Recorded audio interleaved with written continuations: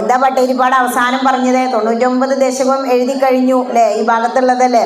എന്നിട്ട് അവസാനം ഗുരുവായൂരപ്പനോട് പറയാ ഈ വാദമൊന്നും ഇനി മാറില്ല എന്ന് പറഞ്ഞ് അടച്ചണ്ട് വെച്ചു അത്രേ. അപ്പോഴാണത്രേ ആ വേണുഗോപാല രൂപത്തില് നീല വെളിച്ചമായിട്ട് ശ്രീലകത്ത് അങ്ങോട്ട് പ്രത്യക്ഷപ്പെട്ടത്.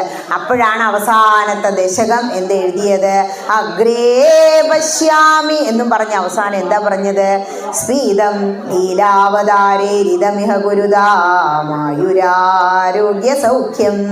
ഹേ കൃഷ്ണ, ആയുസ്സും ആരോഗ്യവും സുഖവും തരയണമേ. ഇത് തന്നെയാണ് ഇവിടെയും എല്ലാവരും പ്രാർത്ഥിക്കേണ്ടത്.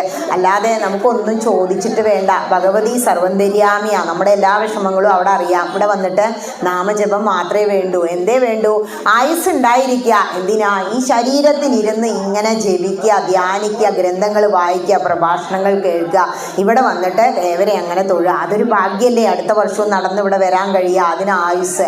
പിന്നെയോ ആയുസ് കുറേ ഉണ്ട്. കിടക്കയിൽ കിടന്നാൽ കഴിയോ? ആരോഗ്യം ഉണ്ടാവണം. ഈ ആയുസ്സും ആരോഗ്യമുണ്ട്, സുഖം. മനസ്സുഖല്ലെങ്കിൽ ഇവിടെ വന്നിരുന്നിട്ട് വല്ല കാര്യമുണ്ടോ? എന്തെങ്കിലും കേട്ടാൽ തലയിലേക്ക് കയറുമോ?